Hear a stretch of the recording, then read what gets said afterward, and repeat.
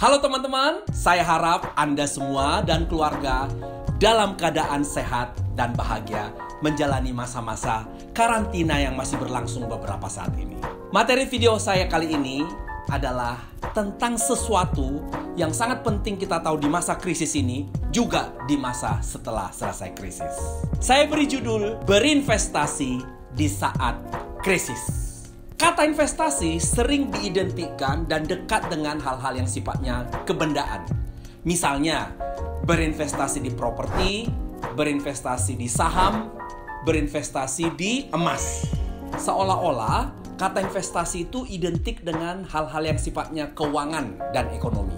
Padahal, kata investasi dalam cakupan luas artinya adalah upaya peningkatan. Dalam pengertian ekonomi, investasi adalah akumulasi dari sebuah investasi, dalam hal ini aset, dengan harapan keuntungan di masa depan. Tepatnya, berinvestasi adalah harapan keuntungan di masa depan. Dan tentu saja investasi disiapkan untuk jangka panjang. Dalam teori yang saya baca, investasi itu sangat bisa dinikmati untuk nanti 5 tahun ke depan, 10 tahun ke depan, 15 tahun ke depan, bahkan 20 tahun ke depan. Dalam kata lain, investasi membutuhkan waktu.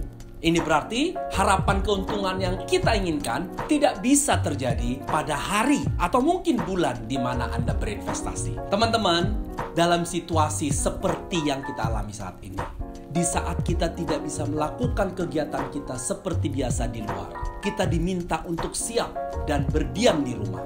Tentu saja tidak tepat waktunya saat ini untuk kita berinvestasi dalam sifat-sifat yang kebendaan. Beli properti hari seperti ini, beli saham hari seperti ini, mungkin juga kita tidak dapat informasi yang lebih bagus karena memang banyak informasi yang hilang karena situasi.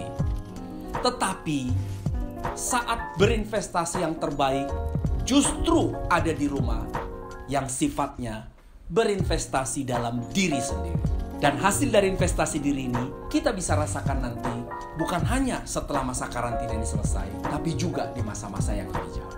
Dan berikut ini saya akan berikan 3 dalil atau hukum dalam berinvestasi yang saya akan kaitkan dengan situasi kita saat ini.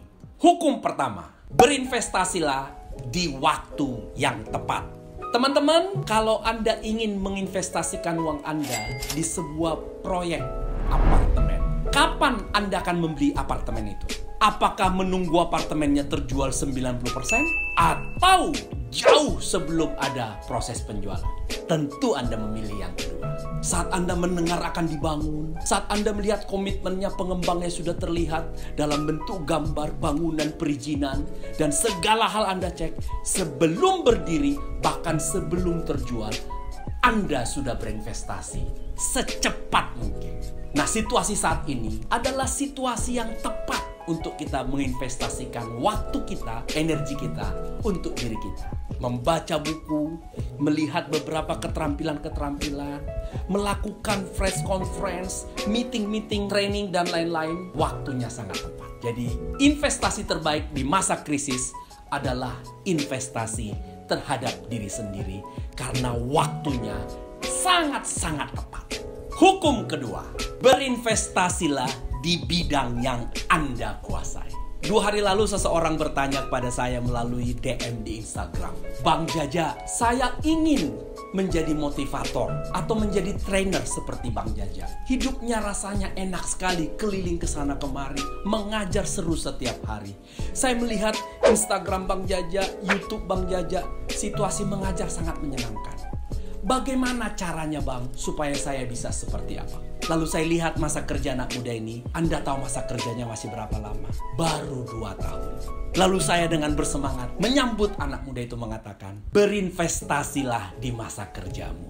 Tempuh masa kerja yang jangka waktunya cukup. Pelajari dan kuasai pekerjaan kamu. Dan tentu saja eksplor dirimu. Berinvestasilah di masa kerja. Dan kelak kamu bisa menjadi pengajar seperti saya. Bahkan mungkin lebih baik dari saya.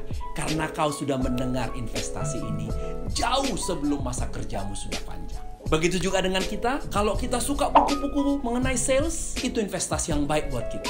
Buku-buku leadership itu juga investasi. Kalau Anda suka kamera, suka namanya fotografi, Anda investasikan waktu Anda di situ. Semakin Anda menyukai bidang yang Anda investasikan, maka energi Anda selalu ada. Dan selalu timbul rasa penasaran yang membuat investasi kita semakin bernilai tinggi karena kita mencintai apa yang kita investasikan. Hukum ketiga, berinvestasilah untuk jangka waktu yang panjang. Di masa-masa sulit seperti ini adalah masa yang paling baik untuk kita lihat kembali rencana-rencana kita dalam jangka panjang. Kalau Anda pebisnis, Anda mulai lihat 5 tahun dari sekarang, apa tantangan bisnis Anda.